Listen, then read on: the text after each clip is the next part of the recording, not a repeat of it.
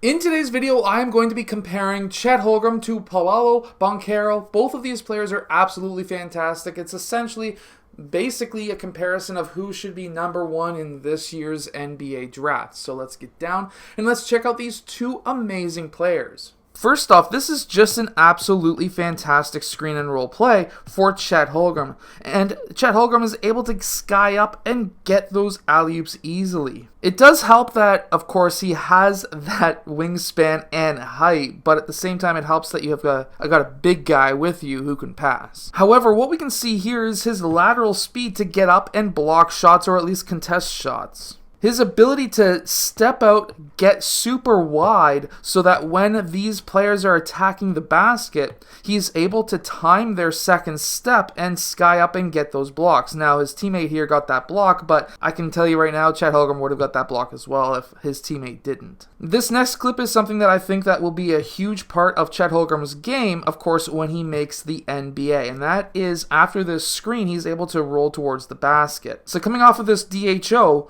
what he does is absolutely fantastic. Because of his size, it's extremely hard for guards to be able to get around him on DHOs. That then forces his man to come off and to hedge super high. When that happens, Chet Holmgren is able to attack the basket, and because of his size and length, he's able to get that pass, whether it be a direct pass like this or an alley-oop. It doesn't necessarily matter. He's going to be able to get it, and because of his length, he's going to be able to go up. Now, when it gets to the NBA, he's going to need to get a lot stronger too. We can really see his lateral speed here where that post-to-post pass happened, and he's still able to get up for that block. A block like this is something that will 100% translate into the NBA. He's going to need to be super fast to get these blocks, and he's got the length to be able to do that. This next clip does show that he has some struggles against stronger defenders, which is something that will happen in the NBA. However, he can still finish as long as he's not behind the backboard.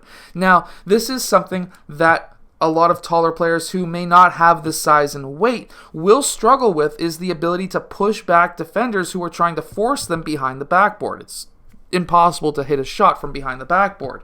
And that is what a lot of centers will try to do to force taller, skinnier centers to be able to try and basically do. But because of his length, he's able to get that offensive rebound, and he's able to go back up, and he's got the touch around the basket to make that. He is kind of a slicky player, and what I mean by that is when he attacks the rim, he can get between defenders to finish at the rim very easily. He also has the length to be able to disrupt a lot of passes, and he's got the speed to be able to finish in a fast break with an and one. He also has the footwork and the passing ability to do some special things in the high post as well as the perimeter. So here he does a quick jab fake towards that left side, does a quick dribble towards the right, spins off, gets that help side defender, and anytime that you have a double team, you need to find that player who lost a defender. In this case, he was able to find his teammate cutting baseline to finish with a reverse. While Banchero is also a very good player, he really does rely more on footwork and his size to be able to get baskets.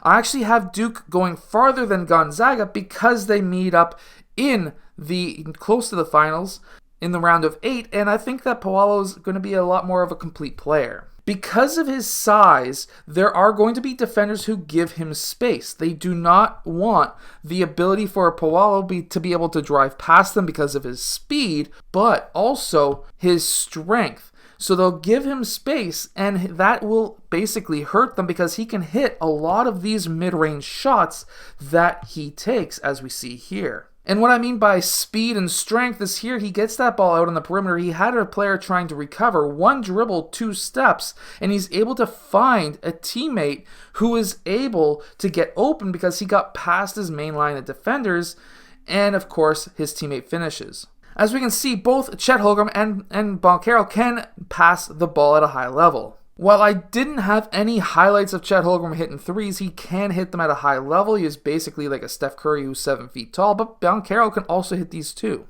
I just think that Banchero is more liable to hit more threes, or at least take more threes in game. And when I was mentioning earlier about his speed and size, here we can see him really attacking a double team and getting that and one. How he was able to do this, if you're a player, is obviously dribble with your outside hand. If you're driving towards that basket, your defender's on the right side, you obviously want to dribble with your left hand. But here he picks up the ball. That's his gather right there, left-right. He goes left foot first because that's going to give him the power and momentum to attack back on that defender, to get his shoulder into the chest of that defender. He then goes up off of his right foot, and he can get soft off glass with the and one. Anytime that you're trying to put your shoulder into the chest of the defender, you want to go outside foot first because that will give you the momentum and power to get into him. And here we can see him attacking a defender once again, and he sways his left arm. That's to clear out the arm of the defender.